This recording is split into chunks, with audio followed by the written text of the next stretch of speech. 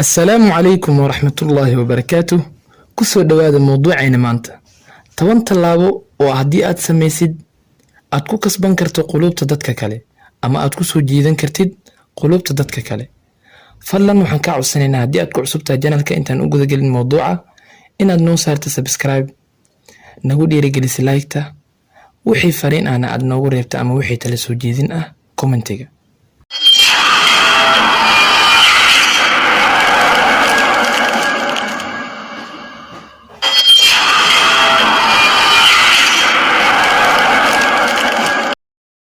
qodobka koowaad, noqo qof akhlaaq wanaagsan leh. waxaad heli kartaa ama aad ku kasban kartaa qulubta dadka oo dhan. rasuulkeena nabadgelyo iyo naxariis korkiisa ahaatee isaga oo akhlaaqda ka hadlaya waxa uu yiri dadka waxa ugu iimaan dhameystiran kan ugu akhlaaqda wanaagsan.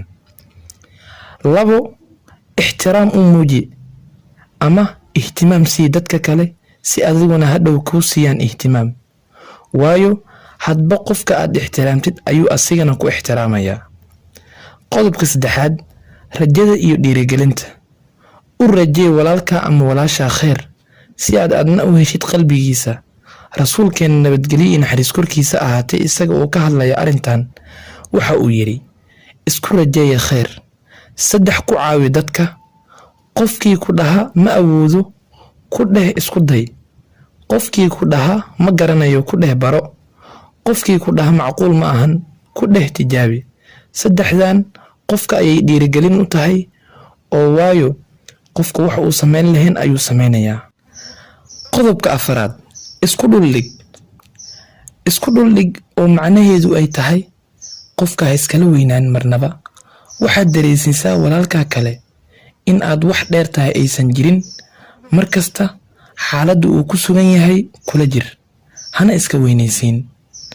qodobka 5, dulqaad. weligaa ha caroon. haddii aad caroortana isqabo, maxaa yeelay haddii aad noqotid qof caro badan, wax kasta oo lagu dhaho aan ka caroonin, ogow qulubta dadka si fudud ayaad ku hanan kartaa. rasuulkeena asigoo ka hadlaya nabadgelyo iyo naxariis korkiisa ahaatee caradu waxa uu yiri qofka adag ma aha qofka geesiga ah ee waa qofka markuu caroodo isqabta ee aan caradu ku fogaanin. qodobka 6, dhool cadayn. waxaa la sheegaa maamaha soo jireen ah in ay ahayd dhool cadayntu waa sixir xalaal ah.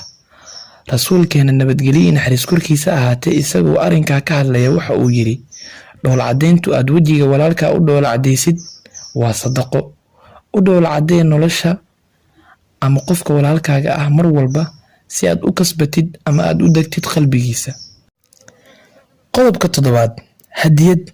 ha iloobin marnaba inaad bulshada walaalada ama saaxiibadaaba aad hadiyad siisid, hadday doonto haba yaraatee. rasuulkeena nabadgelyo iyo naxariis korkiisa ahaatee asigoo ka hadlaya hadiyadda waxa uu yiri isku hadiyeeya si aad isku jeclaataan. marka waxaa lagaa doonayaa qofka walaalkaaga ah inaad hadiyad siisid si uu kuu jeclaado ama aad u kasbatid qalbigiisa. qodobka 8, labiska.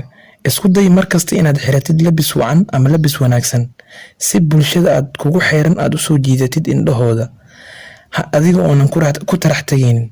rasuulkeena nabadgelyo iyo naxariis korkiisa ahaatee asiga oo arinkan ka hadlaya waxa uu yiri ilaahay waa qurux badan yahay waana jecel yahay wixii qurux badan. qodobka 9, dad la hadalka. baro qaabka dadka loola hadlo dhammaan bulshada qaybaheeda kala duwan sida caruurta, dhalinyarada, haweenka, waayeelada. rasuulkeena nabadgelyo iyo naxariis korkiisa ahaatee asiga oo ka hadlaya arinkan waxa uu yiri qofkii ilaahay iyo rasuulkiisa rumeeyay waa in uu khayr ku hadlaa ama iska aamusaa. sidoo kale waxa uu yiri nabiga nabadgelyo iyo naxariis korkiisa ahaatee hadalka wanaagsani waa sadaqo. kalmad baa jirta aan anigu adeegsado oo leh geesinimadu ma ahan in aad hadashid wax kasta oo aad rumaysan tahay, laakiin geesinimadu waa in aad rumaysan tahay waxaad adiga oranaysid.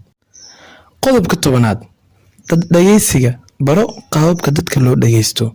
iskuna day in aad qof kasta dhageysatid ra'yigiisa ama urahdiisa adiga oo isu jilcinaya, kadibna si degan u dhageyso uguna jawaab si degan. waxaa hubaal ah inaad qalbigiisa soo jiidanaysid. haddii aad nala soo gaartay ilaa dhamaadka waxaan ku leenahay mahadsanid.